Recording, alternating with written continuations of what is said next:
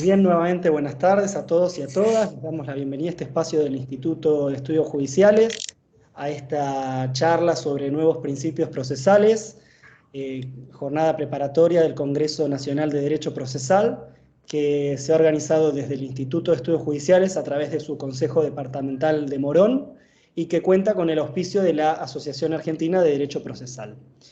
Agradecemos la presencia de quienes se han conectado esta tarde y especialmente la presencia de quien será el expositor a cargo de esta charla, el doctor Jorge Rojas, quien es actualmente el presidente de la Asociación Argentina de Derecho Procesal.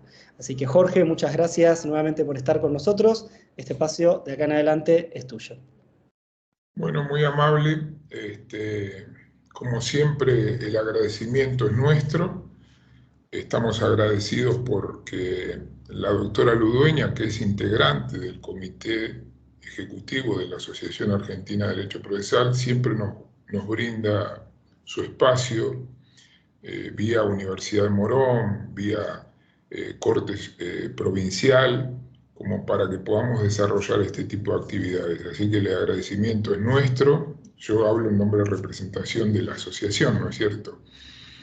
Y bueno, como presidente de la asociación tengo que pasar forzosamente el aviso parroquial para todos ustedes, para invitarlos a todos aquellos que tengan interés en asistir a nuestro congreso, que se va a realizar en el mes de septiembre en la provincia de Mendoza. Los días del congreso son 1, 2 y 3 de septiembre. Estamos saliendo ya con la publicidad, con toda la información con relación al Congreso. No obstante, aquellos que quieran, por ejemplo, trabajar en una ponencia para presentarla para el Congreso, lo pueden hacer entrando a la página de la Asociación Argentina de Derecho Procesal. Ahí se van a encontrar con que está informado en el Congreso todas las comisiones que van a trabajar en el ámbito del derecho procesal civil y todas las que van a trabajar en el ámbito del derecho procesal penal. Está desarrollado todo el temario que se va a trabajar en cada una de las comisiones y además ustedes tienen la bibliografía que pueden consultar para cada uno de los temas que se van a trabajar en cada una de las comisiones.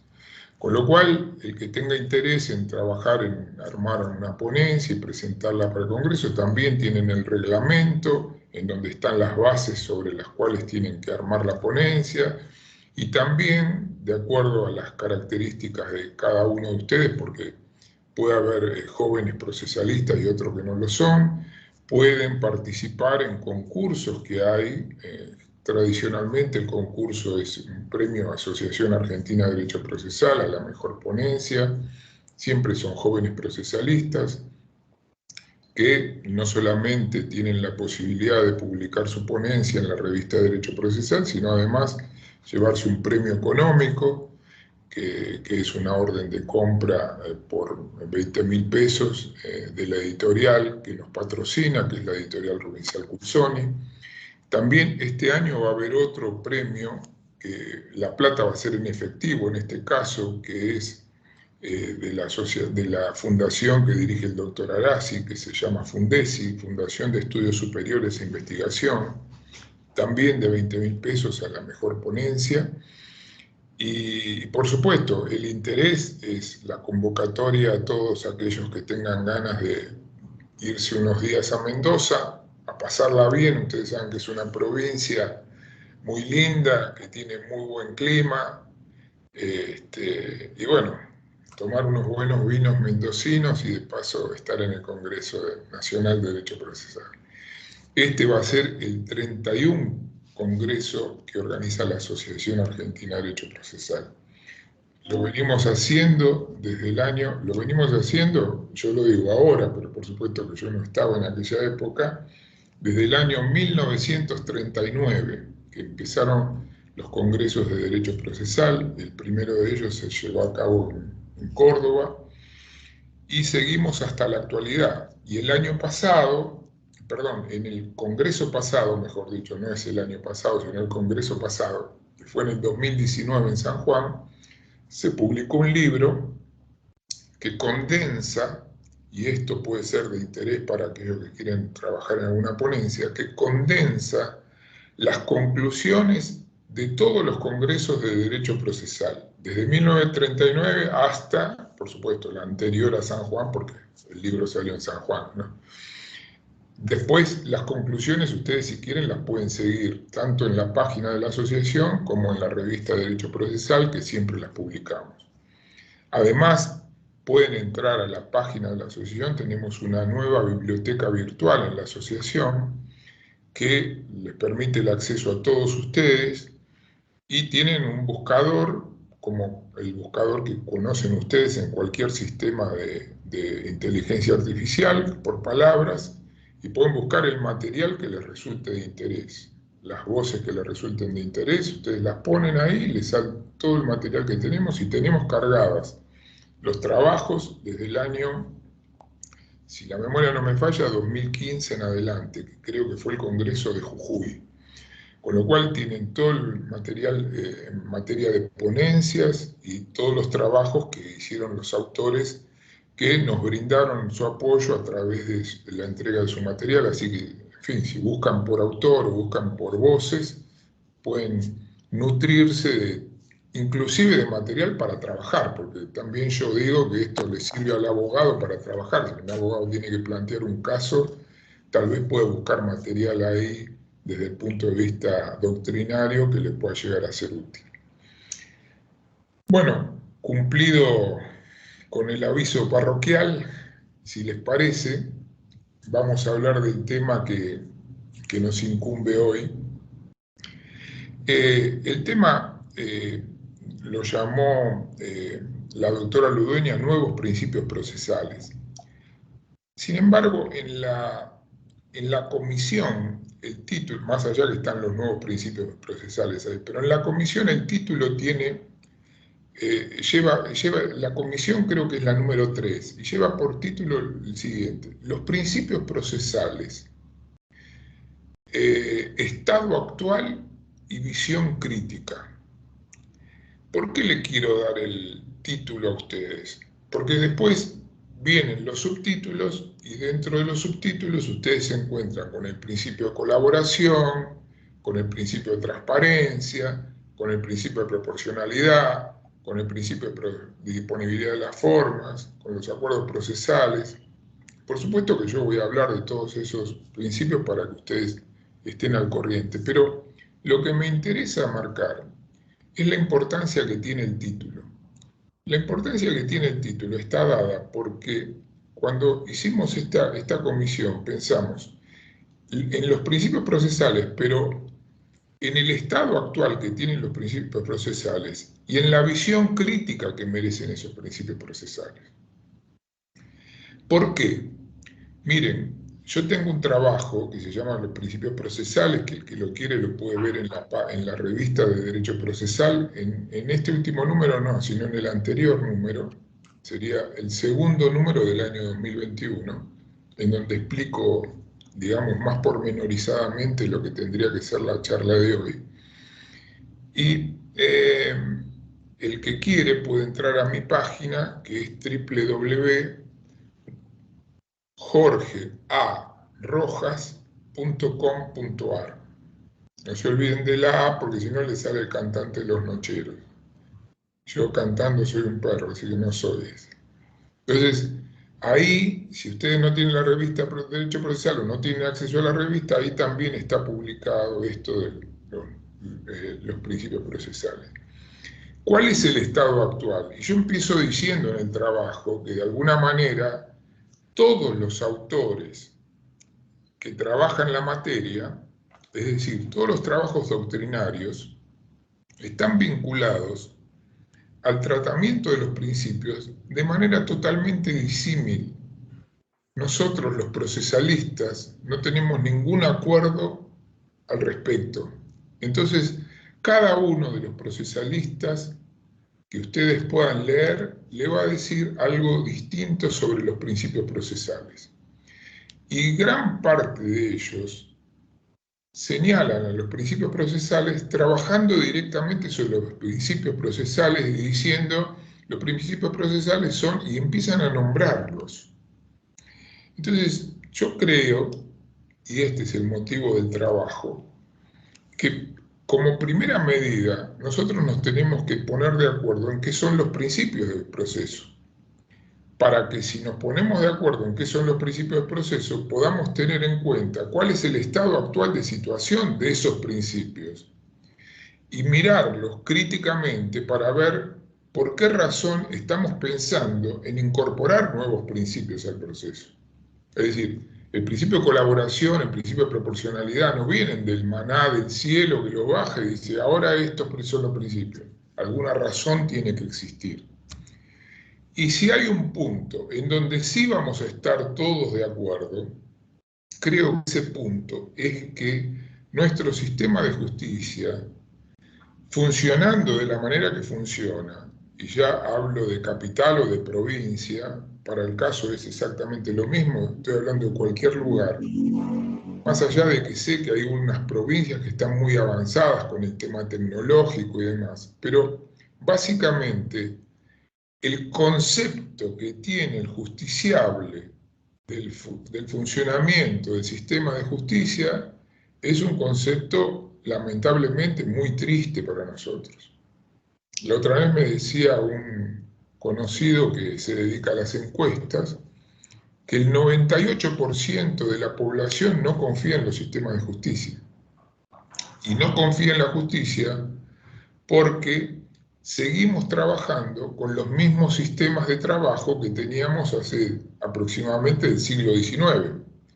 Claro, ustedes me van a decir, pero este hombre se perdió de vista la importancia que tiene la tecnología. No, no me perdí de vista la importancia que tiene la tecnología. Pero fíjense de que cuando se habla de una reforma procesal, por ejemplo, cuando este último gobierno asumió, el anterior gobierno quiso hacer una reforma procesal y elaboró un sistema de trabajo que se llamaba Justicia 2020. Y de ese sistema de trabajo, Justicia 2020, salió un código procesal que es un proyecto de código que se mandó al Congreso. Para mi gusto, tiene muchas cosas buenas y otras no tanto, y otras que son susceptibles de ser mejoradas. A alguna de ellas me voy a referir ahora cuando hablemos de los nuevos principios. Entonces, hay un punto en donde todos estamos de acuerdo, que es que el sistema de justicia que tenemos, y ya no lo personalicemos únicamente ni en la capital federal ni en la provincia de Buenos Aires, porque mutatis mutandis prácticamente son todos iguales. ¿Y todos iguales qué significa? Significa que en todos los casos hay un código procesal muy parecido al código procesal nacional, provincial, cuando digo provincial hablo de la provincia de Buenos Aires, y es el código que de alguna manera adoptan la mayoría de las provincias. Claro que hay algunas que adoptan otra línea, caso Jujuy, caso Tucumán, caso Córdoba, pero la gran mayoría sigue el lineamiento o los lineamientos del Código Nacional. Ahora bien, hay algunas provincias que han reformado sus códigos procesales. ¿Pero en qué consistió la reforma de esos códigos procesales? Consistió en tomar el modelo de Código Nacional e injertar algunos institutos nuevos. Algunos, inclusive, rayanos en la inconstitucionalidad, se incorporaron y así que por arte de birli que dicen acá tenemos el nuevo Código Procesal. Ejemplo, provincia del Chaco. La nueva onda de trabajo es la supresión de la prueba de confesión. La prueba de confesión es una antiguaya. Y entonces esa prueba se suplanta, y acá hay mayoría de acuerdo entre todos los procesalistas, no hay ninguna duda en esto, por la declaración de parte. Entonces, yo ya le dejo de preguntar a la parte, para que jure como que es cierto que usted hizo tal cosa. Yo no le pregunto al diariero, para que jure como que es cierto que usted vende el diario La Nación. Sí, es cierto. Bueno, entonces deme uno. Yo hablo normalmente. Entonces lo que se busca a través de lo que consideramos la inmediación, cuya cara visible es la oralidad, es estar cerca de las partes, escuchando su versión de los hechos, que es muy distinta muchas veces al caso como se plantea en los tribunales. ¿Por qué? Y porque el conflicto que subyace al caso hace de que el abogado, cuando adopta la versión del cliente, lo adapta al caso según la normativa que resulta de aplicación. Y entonces hay algunos hechos que lo consideren convenientes, por eso los deja de lado. Esos hechos inconvenientes le van a permitir al codificador que haya creado un régimen de hechos no invocados en el artículo 334 del Código Nacional, que es precisamente para dar la posibilidad de que si la parte demandada invoca hechos que el actor no invocó, el actor se pueda expedir de una determinada manera, que es como prevé la norma a su respecto. Y esto, de alguna forma, el abogado tradicionalmente no lo tiene en cuenta ni lo usa.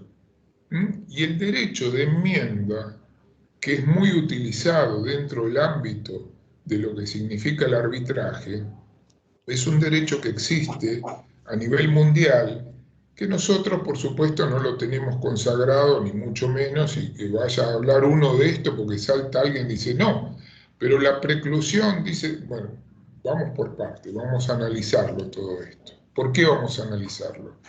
Porque si partimos de la base de que el sistema de justicia, así como está, no funciona, lo que tenemos que preguntarnos es cuáles son los principios en los que se apoya este sistema de justicia. Y entonces aparece en escena la conceptualización de la voz principio. Como les dije antes, no está ninguno de los procesalistas de acuerdo en cómo se deben conceptualizar. Y entonces cuando yo hablo de la noción de debido proceso, lo que digo es que la voz principio a nosotros nos excede porque no le pertenece exclusivamente al derecho procesal. Es una voz que proviene de la teoría general del derecho. Y si proviene de la teoría general del derecho, es cada una de las ramas del derecho la que lo utiliza de una determinada manera. En este caso, cuando nosotros hablamos del debido proceso legal y nos posicionamos adentro de lo que es el debido proceso legal, tampoco encontramos una definición que me permita una conceptualización concreta y puntual de la noción de debido proceso. ¿Por qué? Porque se trata de una noción que por su propia dinámica requiere su actualización permanente. Hace un tiempo atrás, a nadie se le ocurría hablar de que el plazo razonable era una de las condiciones para la existencia del debido proceso legal. Hoy, a nadie se le pasa por alto de que la sentencia que se dicte debe de ser dictada en un plazo razonable, bajo apercibimiento de no hacer justicia. Entonces, ¿cómo es este desarrollo a través del tiempo que no me hace permitir a mí tener una noción más que la noción dinámica del debido proceso? Ustedes saben bien que esta noción de due process of law aparece en la Carta Magna en el año 1215, aunque aparece bajo el sintagma de law of the land, algo así como, en una traducción literal, la ley de la tierra, la ley del lugar. Y esto toma envergadura a través del tiempo, y si bien se empezó a corporizar en la figura del habeas corpus, luego por la influencia de acontecimientos mundiales como son la Declaración de Virginia de 1776, donde Estados Unidos busca su independencia de la corona británica, logra la independencia, en 1787 se dicta la Constitución americana, en 1789 aparece en escena lo que significa la Revolución Francesa, las ideas libertarias que aparecen en el mundo y la búsqueda de la libertad. ¿La libertad para qué? Para romper con las cadenas que significaba el sometimiento a la corona. Es decir, queríamos la libertad para poder funcionar de una manera distinta a la que se funcionaba entonces. Y es donde aparece el Estado moderno, y cuando aparece el Estado moderno aparece el constitucionalismo. Y esto significa la posibilidad de que haya una división de poderes. Y cuando ustedes escuchan que la Constitución argentina está vaciada dentro del molde de la Constitución americana, en parte es cierto, pero fíjense qué llamativo esto. Hay un autor que se llama Juan Francisco Linares, que tiene una obra magna espectacular, que es su tesis doctoral, que se llama La razonabilidad de las leyes. Yo siempre lo recomiendo. El subtítulo que le dio Linares a su obra es el proceso judicial como garantía, el debido proceso como garantía innominada de la Constitución Nacional. ¿Qué quiso decir Juan Francisco Linares? Lo que decía Linares era que se trataba de una garantía que no tenía una nominación específica dentro de la Constitución Nacional. Entonces, cuando yo le hablo a ustedes del debido proceso, y ustedes en una de esas están pensando en la Constitución Nacional y en el artículo 18 de la Constitución Nacional. Y yo siempre digo, cuando los alumnos me contestan eso, les digo, sí, está bien, pero ¿qué más? Porque ahí automáticamente nosotros vinculamos el debido proceso con la inviolabilidad del derecho de defensa en juicio. Y esto está bien, no está mal. Lo que pasa es que la inviolabilidad del derecho de defensa en juicio aparece como un principio dentro de la primera parte de la Constitución Nacional y aparece positivizado, con lo cual se transforma en un derecho para la parte. Pero así como aparece el principio de inviolabilidad de defensa en juicio, hay otros principios que surgen de la Constitución Nacional y están diseminados a lo largo de la Constitución Nacional. Si yo hablo de la igualdad está consagrada en el artículo 16 de la Constitución Nacional, que dice que todas las personas son iguales ante la ley. La pregunta sería, ¿esto forma parte del debido proceso? Y claro, ¿cómo no va a formar parte? Yo no puedo tratar de distinta manera a las partes que funcionan en el proceso, que actúan dentro del proceso. Ahora, la tengo que interpretar de distinta manera hoy, cuando estoy frente a un Estado de Derecho constitucional que dejó de lado el viejo dispositivismo. Aquel Estado de Derecho legal quedó relegado y la marca indeleble de todo esto la viene a poner el nuevo Código Civil y Comercial de la Nación, que tiene 3 artículos, que son los 3 primeros artículos que son fundamentales y definen todo el código para mí. ¿Por qué? Porque me dicen, a partir de este diálogo de fuentes que generan el artículo 1 y el 2, cómo tengo que interpretar a la ley. Ya ahora no la tengo que interpretar solamente a partir de lo que dice la letra de la ley, sino que tengo que interpretar a la ley a partir de lo que dice la letra de la ley a la luz de lo que dicen los principios constitucionales y los principios que surgen de las convenciones internacionales de derechos humanos. Y entonces se me cambia la pirámide jerárquica que tenía en el artículo 31 de la Constitución Nacional, y hoy lo que tengo que sostener es que esa pirámide jerárquica está consagrada entre el artículo 31 de la Constitución Nacional y el 75, inciso 22 y 23. ¿Por qué?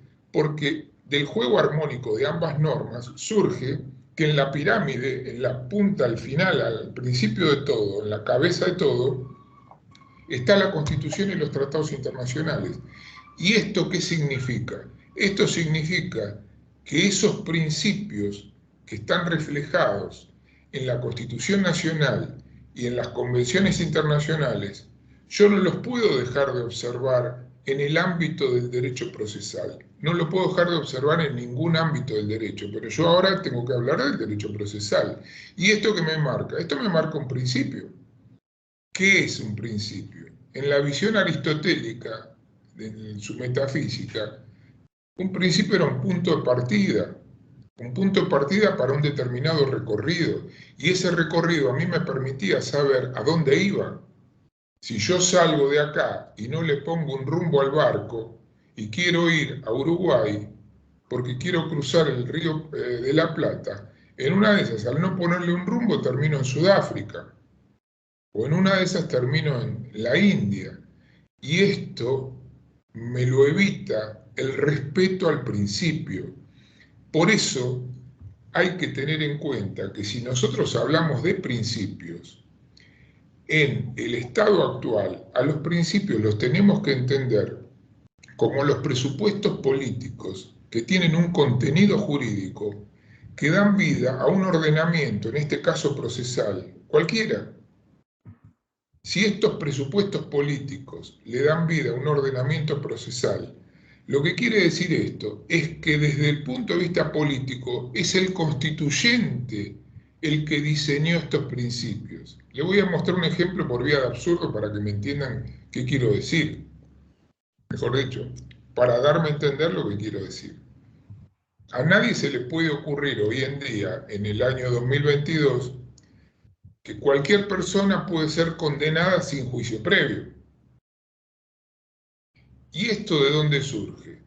Surge del artículo 18, pero no estaba el principio de inviolabilidad, sí, pero tenemos otros principios en el 18.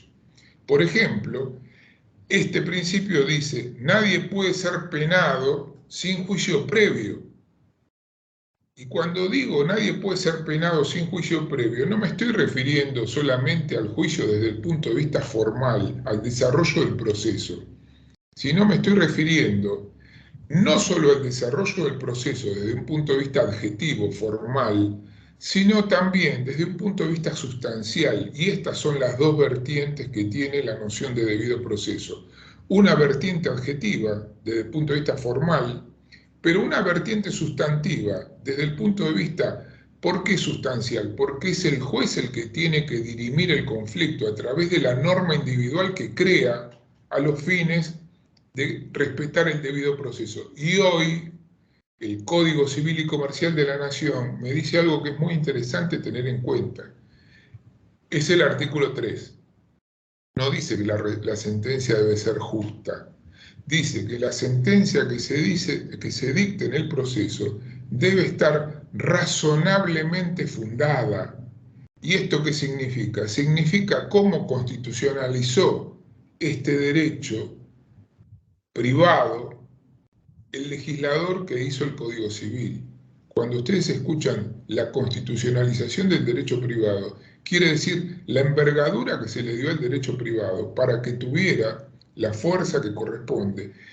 Y esa sentencia no violente, otro principio que está consagrado en la Constitución Nacional, que es el del artículo 28, que consagra precisamente el principio de razonabilidad de las leyes.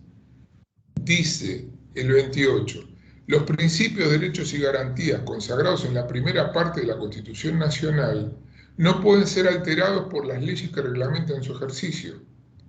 ¿Y qué dijo la Corte Suprema de Justicia de la Nación con respecto a esto? Dijo, a partir de este nuevo Estado de Derecho Constitucional en el que estamos viviendo todos los argentinos a partir del advenimiento de la democracia en 1983, dijo que esos principios no solamente son los que están consagrados en la primera parte de la Constitución Nacional, sino que se deben integrar con los que surgen de los tratados internacionales de derechos humanos. Fallos 315-1942, de Mejián con Sofovich, Mejián con Sofovich. Son fallos que se van a encontrar de la Corte anteriores a la Constitución del 94. Por eso, de alguna manera, en la Constitución del 94 consagramos lo que por vía pretoriana se venía gestando y además por vía legislativa se venía gestando con el advenimiento de la democracia. Les voy a dar un ejemplo para que lo vean. Ustedes se van a acordar, los que son más grandes, del caso Sellén. En el caso Sellén, la Corte, en 1986, declara la inconstitucionalidad del famoso artículo 67 bis, que establecía el divorcio de común acuerdo por las partes. ¿Por qué declara la inconstitucionalidad? Porque no habilitaba al cónyuge divorciado a contraer nuevas nupcias.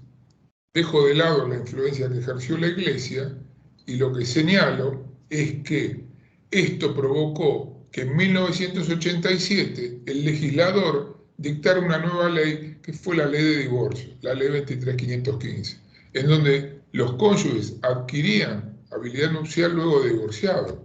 Es como prohibirle casarse nuevamente. Por eso En aquella época nosotros veíamos, yo me casé en Uruguay, yo me casé en México, entonces la gente se iba a casar afuera para evitar el paso de la, digamos, por Argentina, de la sanción esta, entre comillas, que me inhibía o me restringía mi libertad para volver a contraer nupcias. Todos estos principios, como el de igualdad, como el de razonabilidad, como el de defensa en juicio, como el de congruencia, cuando yo le decía, nadie puede ser penado sin juicio previo, el juicio previo no es solamente el juicio de punto de vista formal, sino el juicio de valor que se hace la jurisdicción cuando dicta sentencia para saber cuál de las dos posiciones en el pleito es la correcta o verdadera. Y entonces, a partir de esto, se puede dictar sentencia libre de error o de vicio. Este es el sentido que tiene el sintagma sana crítica. Es una de las acepciones que tiene el sintagma sana crítica, quiere decir libre de error o de vicio.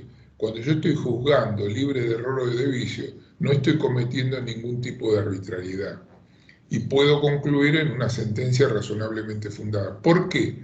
Porque el proceso se pudo haber desarrollado de un punto de vista formal de manera impecable, pero hay una violación al debido proceso cuando el juez dicta la sentencia porque incurre en una arbitrariedad manifiesta. Ese día se peleó con la mujer, fue al tribunal y dictó una sentencia que es una cosa de locos, que no admite ningún análisis. Entonces, estos principios, ¿nosotros cómo los llamamos? Los llamamos principios fundamentales o principios fundantes, porque dan vida a la existencia de un ordenamiento cualquiera, pero no me permiten además la confusión con ningún otro principio procesal. ¿Por qué? Porque se presentan en la realidad con una sola cara. El principio de igualdad no tiene una cara como un principio de desigualdad. El principio de razonabilidad no tiene una contracara como principio de irrazonabilidad. El principio de congruencia no tiene una contracara como principio de congruencia. ¿Y por qué señalo esto? Señalo esto porque alguna línea de la doctrina sostiene que los principios en el proceso se presentan con una doble cara en la realidad. Y yo ahora voy a hacer mención a eso, por eso la visión crítica. Pero antes de esto, quiero señalarles que además de estos principios fundantes o fundamentales, como lo llamo yo, que surgen de la Constitución Nacional y los tratados internacionales, y vienen puestos por el constituyente, y no me permiten ningún tipo de confusión porque tienen una sola cara en la realidad, tienen como contrapartida dos tipos de principios que no son opuestos, sino que me ayudan a poder interpretar a estos principios fundamentales. Uno son los principios generales del derecho, que pueden no estar positivizados en la letra de la ley, pueden no estar en la Constitución y en los tratados internacionales, pero todos de alguna manera lo tenemos incorporados porque provienen del ius cogens. Estos principios, como el del buen padre de familia, o el buen hombre de negocios, o el principio pro actione, o el principio de que la ley posterior deroga la anterior, son todos principios que si bien pueden no estar consagrados, nosotros los tenemos incorporados y nos sirven como un apoyo de carácter hermenéutico para interpretar una determinada situación cuando no hay luz suficiente en la letra de la ley para dirimir un determinado conflicto. Luego de esto, es decir, luego de los principios fundamentales y los principios generales, nosotros sí tenemos principios específicos y acá vienen los principios cuya visión crítica corresponde hacer, que son los principios que se tienen en cuenta en el proceso y en donde aparece una confusión entre lo que son principios y lo que son reglas. Y yo estoy, digamos, aprendido en una escuela en donde distingo a los principios de los sistemas. Las reglas son otra cosa. ¿Por qué? Porque las reglas se aplican a todo o nada, porque adjudican o no adjudican derechos. Mientras que los principios los tengo que valorar, los tengo que ponderar para ponerlos en juego en una determinada situación. Y puedo o no aplicarlos. Por eso hay alguna línea biofilosófica que nos habla de que se tratan de mandatos de optimización. En este caso, cuando hablamos de principios específicos, estamos señalando cuáles son los principios específicos que tuvo en cuenta el legislador para crear nuestro Código Civil, procesal. Y la pregunta vale 1.000.000 precisamente porque esto es la clave para crear un sistema de justicia adecuado. Porque si yo parto de principios que son adecuados a nuestra realidad, y ustedes acá tienen que pensar en la conflictiva que nosotros tenemos en el siglo XXI, que no es la conflictiva del siglo XIX. Hoy un principio, mejor dicho, hoy un problema en el ámbito del derecho de familia no se puede estar resolviendo dando vista, voy a hablar de la capital, no de provincia, porque trabajan un poco mejor con los consejeros de familia. Pero yo tengo un conflicto en Capital Federal, promuevo una demanda, vista al asesor de menores, vista al fiscal, vamos a escuchar al menor, vamos a hacer una terapia, y resulta que el problema que se me presentó el 14 de noviembre del 2021 recién encuentra una solución el 13 de marzo de 2022.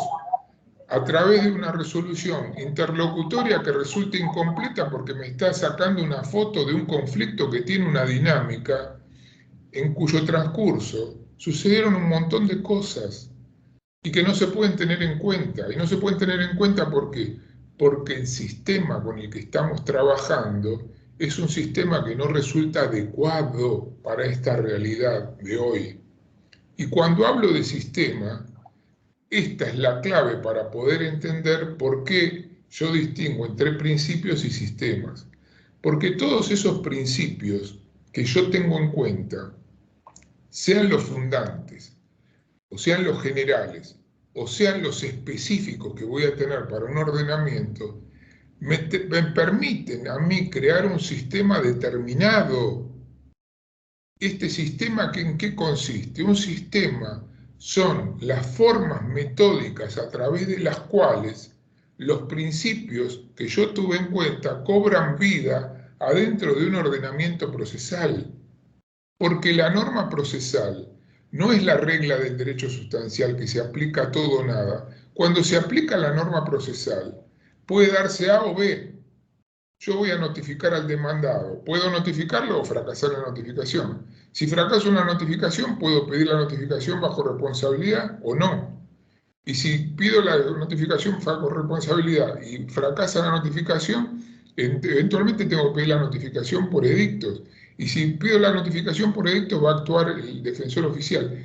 Es decir, me están describiendo un procedimiento a través del cual voy a desarrollar, por formas que el legislador estableció, un método de trabajo. Y este sistema lo voy a tener que apoyar en determinados principios. Y acá vienen los nuevos principios que tenemos en juego. Y acá viene no solamente la crítica a los viejos principios, sino además la crítica a las reformas procesales a través de las cuales se pretende la incorporación de nuevos principios. Una de las reformas sobre las cuales se habla mucho, y parecería como que la oralidad dio pie para todo esto, es el principio de colaboración. ¿En qué consiste el principio de colaboración? El principio de colaboración, que es uno de los nuevos principios, yo se los nombro ahora, así no nos olvidamos: colaboración, transparencia, proporcionalidad y disponibilidad de la forma. ¿Sí? Si me olvido de alguno, ustedes me hacen acordar. El principio de colaboración consiste en la posibilidad de darle a la parte las herramientas necesarias para que puedan colaborar con la jurisdicción para la agilización del proceso. Y entonces la pregunta que me hago es la siguiente.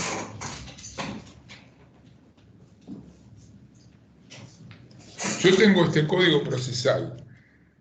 Este código procesal se basa sobre el principio de colaboración. Ustedes ven que está basado en el principio de colaboración. O está basado en el principio de adversariedad. Porque acá, cuando yo promuevo una demanda, le digo al demandado, señor, usted cuando le llega la notificación de la demanda, tiene que reconocer o negar categóricamente, ¿eh? Reconocer o negar categóricamente todos y cada uno de los hechos después. Lo que le estoy diciendo, usted se tiene que enfrentar con otra parte. Ahora díganme, ¿cómo hago para que colaboren si yo los estoy invitando a que se enfrenten? Evidentemente va a ser muy difícil llevar a la práctica el principio de colaboración. ¿Y cuál es la visión crítica de esto? La visión crítica es que se crean normas, perdón, se crean códigos que incorporan normas por el solo hecho de incorporar algo moderno, y se habla del principio de colaboración, señalando, el principio de colaboración obliga a las partes a colaborar entre ellas y con el juez para la más rápida solución del proceso. La pregunta es, si yo tengo un sistema de trabajo en donde estoy invitando a las partes a que se enfrenten, porque estoy poniéndole a las partes una frente a la otra a partir del sistema de adversariedad que yo estoy consagrando acá, ¿cómo puedo pretender que colaboren entre sí? Es una pregunta que me hago y que le dejo a ustedes para que lo piensen. Entonces, si yo pienso que lo que corresponde sería que el principio de colaboración cobre vida en la realidad, ese principio de colaboración, para que cobre vida en la realidad, lo tengo que reflejar a través de un sistema en el cual las partes puedan trabajar de consuno con el juez para ver de qué manera pueden colaborar con el juez. Y entonces tengo que crear el ámbito adecuado para eso. Si yo le mando a la parte que conteste la demanda reconociendo o negando categóricamente los hechos, lo que estoy haciendo es enfrentándolas. Distinto sería si, por ejemplo, yo invito a la parte demandada a que no conteste la demanda, que venga al proceso sin contestar la demanda, para generar una negociación. Claro, ustedes me dicen, pero la negociación está antes, está en la mediación. Sí, sí, macanudo, pero tengo que pensar en que en la mediación la voy a tener que manejar de otra manera, para lo cual lo que necesito es preparar al operador jurídico de modo tal de que ese operador jurídico pueda entender cómo es una negociación. Y entender cómo es una negociación no significa utilizar la técnica del chicaneo, del regateo. ¿Por qué? Porque nosotros no estudiamos teoría del conflicto, no estudiamos las bases de una negociación. Y entonces salimos mal formados. ¿Cómo nos formamos? Y nos formamos a los ponchazos. El Código Civil y Comercial dice que el juez de familia tiene que ser un juez especializado. ¿Ustedes conocen algún juez que se haya especializado en el proceso de familia? Y la verdad que pueden hacer algún cursito de algo, pero no hay una carrera de especialización para los jueces de familia.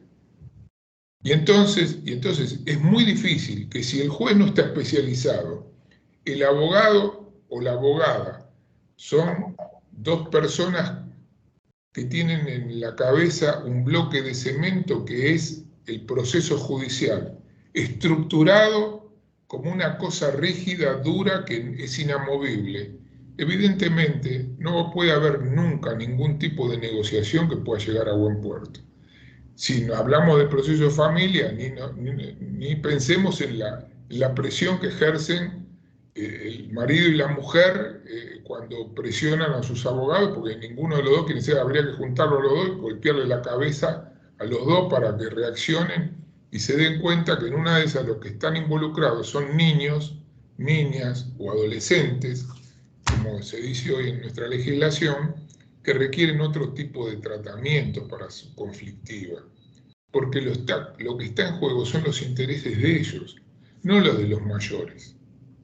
Los intereses son los de los chicos. Y la pregunta es, el proceso de familia, como los tenemos estructurado, y les vuelvo a repetir que les hablo más desde la capital federal que desde la provincia de Buenos Aires, a pesar de que sé que también hay muchas carencias en la provincia de Buenos Aires. Pero en la capital federal esto está mucho más acentuado aún. ¿Por qué? porque no hay ningún tipo de filtro para esto. Y todo se maneja como un proceso de conocimiento. Demanda, contestación de demanda, apertura a prueba, y en el medio hay una conflictiva, acuciante, afligente, en donde las partes no encuentran respuesta. Y más de una vez ustedes han escuchado o han leído en los diarios o han visto en la televisión crímenes que tienen que ver con el desarrollo que tiene el proceso de familia, con el desarrollo que tiene la conflictiva familiar. ¿Y nosotros qué hacemos? Y nosotros, por ejemplo, en el proceso de familia le damos a la mujer un botón antipánico. Cuando el marido es un loco que la quiere matar, le damos un botón antipánico. Ahora, a nadie, le establecemos una perimetral y decimos a 500 metros no se puede acercar y le damos un botón antipánico.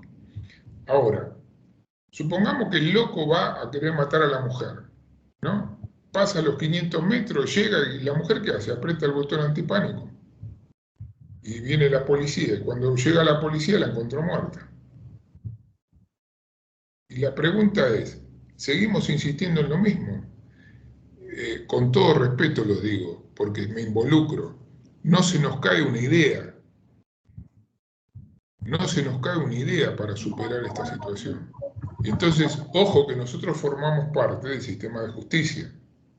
Yo, por ejemplo, una de las cosas que pedía era que veamos, que estudiemos la posibilidad de vincular al derecho civil con el derecho penal en el ámbito del proceso de familia, pero exclusivamente para el ámbito del proceso de familia. Pero vincularlos a los fines de atender esta conflictiva, que es una conflictiva que por su propia dinámica no nos da tiempo de actuar, si no actuamos pronto. ¿Esto por qué lo señalo? Lo señalo porque si yo pongo en un código como este, que es el que tienen ustedes también en la provincia de Buenos Aires, las partes deben colaborar entre sí con el juez para lograr una más pronta. Ya con eso el principio de colaboración está consagrado. Evidentemente, la visión crítica me hace pensar a mí que no alcanza con la letra de la ley, porque depende de una situación que es actitudinal de las partes y del juez. ¿En qué? En hacerse cargo del problema para abordarlo de otra manera, para trabajarlo de una manera distinta. Y acá vienen a cuento otros dos principios que son importantes a tener en cuenta. Yo sé que es de 1 hora la charla, Liliana, ¿no es cierto? Pero me voy a apurar un poquito porque me queda poco tiempo. Que son el principio de transparencia y el principio de proporcionalidad.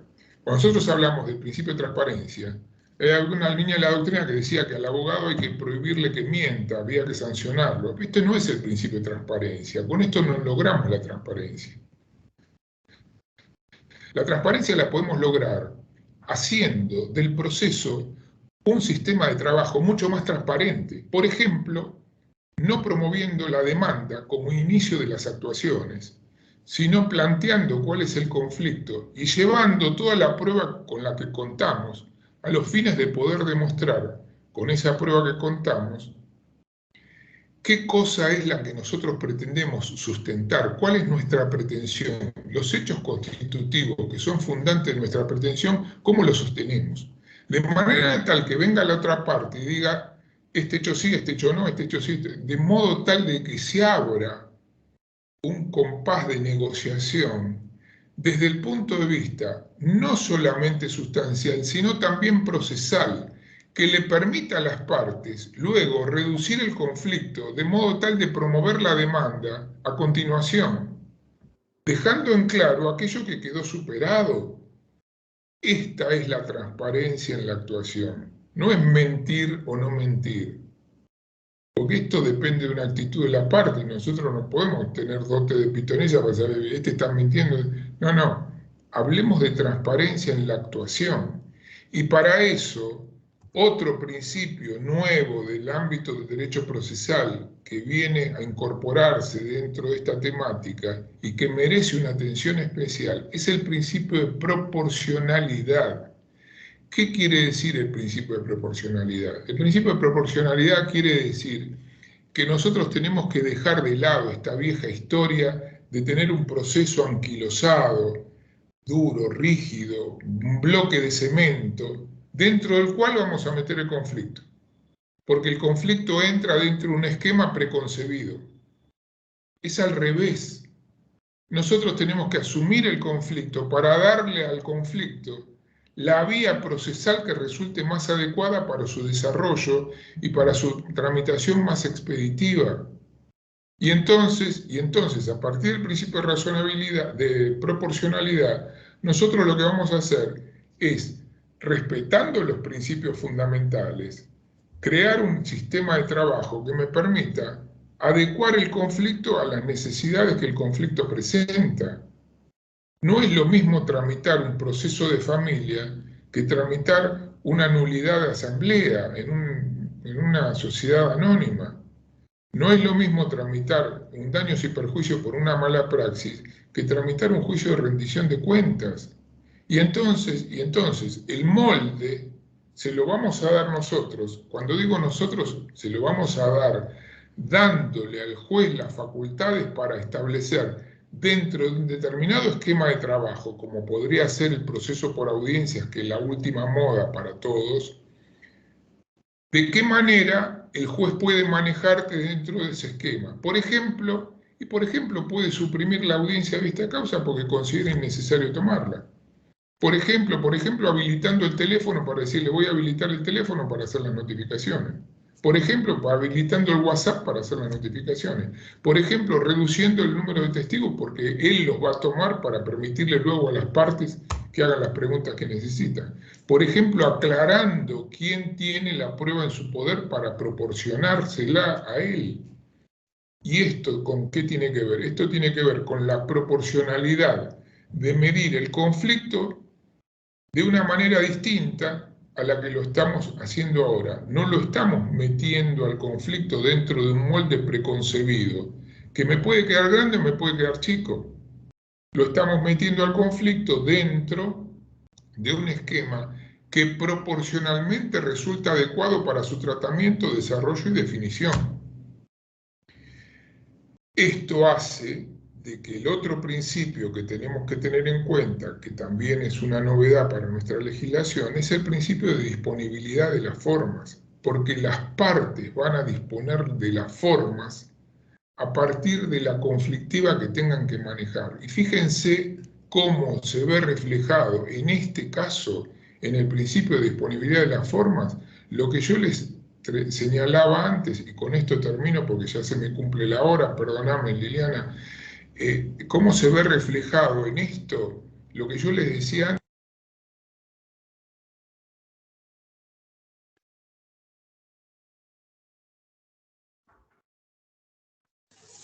No se escucha, doctor, no se escucha. No se escucha. ¿Ahora se escucha? ¿Ahora sí? Me salió activar audio, ¿no? Ahora sí, ahora sí. Disculpen, no sé hasta dónde llegué, pero decía que para mostrarles un ejemplo concreto, en el proyecto de Código Procesal que se hizo en Justicia 2020, en el artículo 4 y en el artículo 9 del proyecto, se habla en la parte introductoria de lo que es los preliminares, se establecen los principios. Y se establecen en esos dos artículos, se establecen los principios de disponibilidad de formas. Todas las formas procesales son disponibles, dice el artículo 4. Y el artículo 9 dice, las partes y el juez podrán disponer de las formas del proceso a los fines de hacerlo mucho más efectivo, rápido, etcétera, etcétera. 5 artículos más adelante, ya salimos del título preliminar y salimos de los principios y entramos en el código. 5 artículos más adelante, no le estoy diciendo 220 artículos más adelante, 5 artículos más adelante. En el 14 se habla de los acuerdos procesales y se dice, únicamente se podrán celebrar acuerdos procesales en tanto y en cuanto en ese proceso existan derechos disponibles en disputa.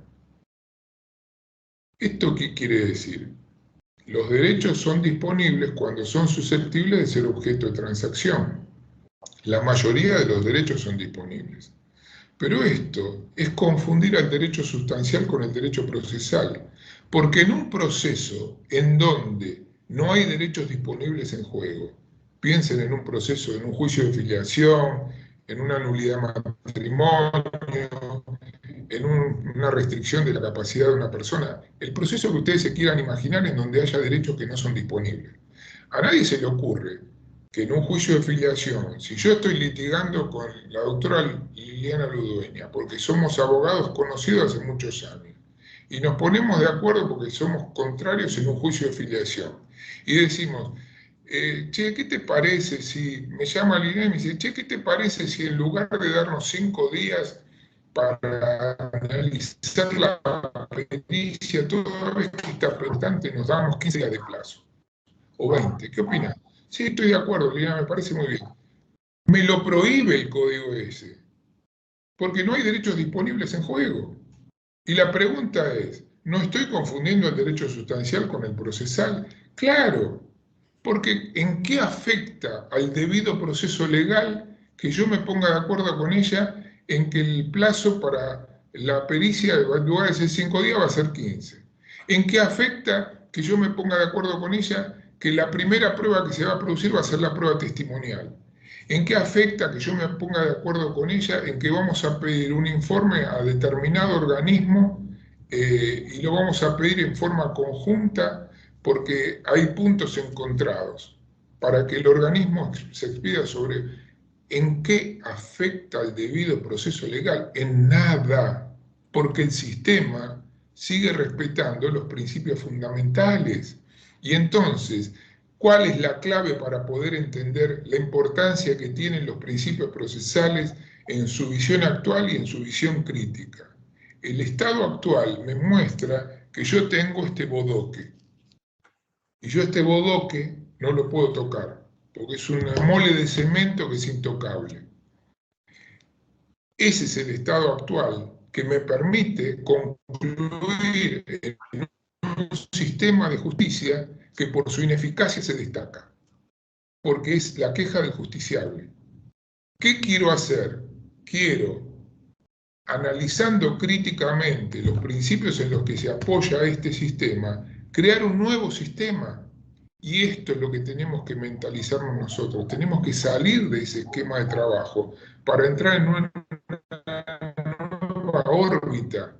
No vamos a modificar grandes cosas, sino que vamos a modificar la inflexibilidad que tiene el proceso, de modo tal de hacerlo más adecuado a la conflictiva social que tiene el siglo XXI, no la del siglo XIX.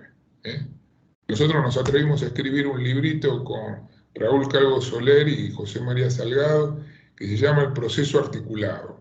Está en prensa, está próximo a salir, y es un libro que permite el debate de esto que estamos hablando, para darnos cuenta que estamos transitando un camino por el cual estamos al borde de la locura, porque como decía Einstein, transitamos el mismo camino esperando que los resultados que obtengamos sean distintos. Les agradezco y estoy a disposición de ustedes, perdón por el exceso, Liliana.